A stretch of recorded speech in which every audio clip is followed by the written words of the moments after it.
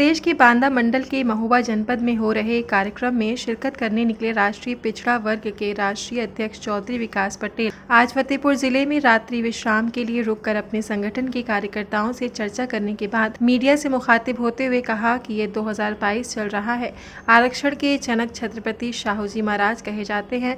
उनके स्मृति शताब्दी वर्ष के मौके पर हम लोग 18 कमिश्नरी जो उत्तर प्रदेश में है उसमें कार्यक्रम कर रहे हैं। इसके अलावा जाति आधारित जनगणना और ओबीसी की जाति आधारित जनगणना को लेकर के हम लोग जागृति अभियान चलाए हैं और 24 सितंबर को हम लोग वाराणसी में राष्ट्रीय पिछड़ा वर्ग मोर्चा का राष्ट्रीय अधिवेशन करने जा रहे हैं। उसकी तैयारी में भी यह अधिवेशन चल रहा है। आज प्रतापगढ़ में इलाहाबाद मंडल का कार्यक्रम था, हम लोग वहां से निकले हुए हैं और कल बांदा मंडल का जो कार्यक्रम है वो महोबा में होने जा रहा है। तो रास्ते में हम लोगों ने नाइट स्टे किया है और सुबह महोबा के लिए प्रस्थान करेंगे।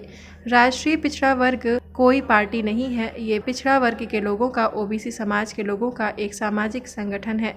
ओबीसी समाज की जो समस्याएं हैं उनके हक आधार की लड़ाई लड़ने का हम काम करते हैं। अभी 25 मई को जाति आधारित जनगणना सहित 10 मुद्दों को लेकर हम लोगों ने भारत बंद का आह्वान किया। बड़े पैमाने पर भारत बंद कामयाब रहा।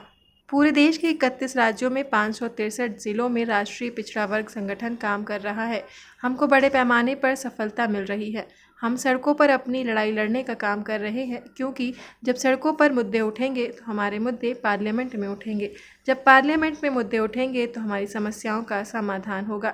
जैसे कि हमने 25 मई को भारत बंद किया तो उसकी चर्चा हुई। उत्तर प्रदेश की विधानसभा में जो अखिलेश यादव नेता विपक्ष हैं, उन्होंने भी जाति आधारित जनगणना का मुद्दा उठाया। फिर बिहार में भी जाति आधारित जनगणना कराए जाने का फैसला किया। ऐसे तमाम राज्यों में इसकी प्रतिक्रियाएं हुई। इसके आधार पर ये कहा जा सकता है कि जो बड़े पैमाने पर ये कार्य हम लोगों द्वारा किया जा रहा है उसमें सफलता मिल रही है। ये 2022 चल रहा है तो आरक्षण के जनक छत्रपति साहू महाराज कहे जाते हैं। तो उनके स्मृति शताब्दी वर्ष के मौके पर हम लोग ये 18 कमिश्नरी जो उत्तर प्रदेश में है उसमें कार्यक्रम कर रहे हैं।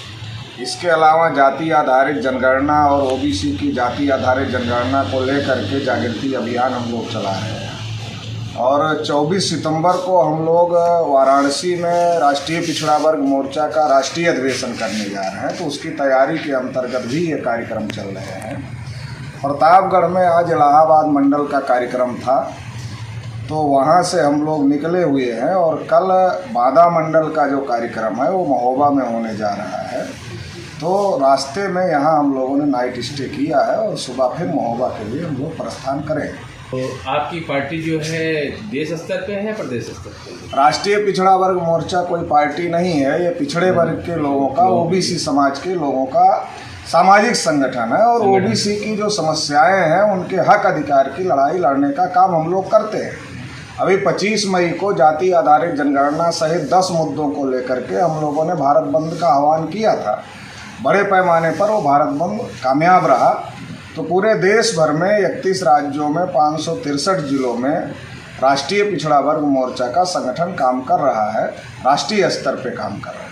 बड़े पैमाने पर सफलता मिल रही है। हमारा तो कोई पॉलिटिकल संगठन नहीं है, नॉन पॉलिटिकल संगठन है। तो हम सड़कों पर अपनी लड़ाई लड़ने का काम कर रहे हैं, क्योंकि जब सड़कों पर लड़ाई होगी तो पार्लियामेंट में हमारे मुद्दे उठेंगे और जब पार्लियामेंट में हमारे मुद्दे उठेंगे तो हमारी समस्याओं का समाधान होगा।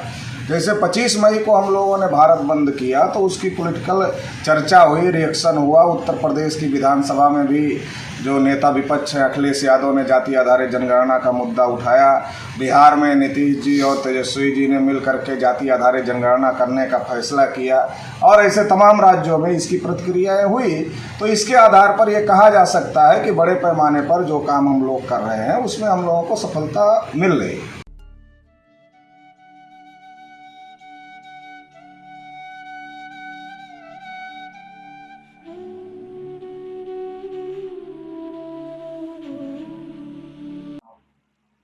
मैं doctor DK. Singh, Sushila hospital and research centre, railway station Etawah की ओर से सभी जनपद वासियों को आगामी बकरीद और 15 अगस्त की हार्दिक बधाई देता हूँ।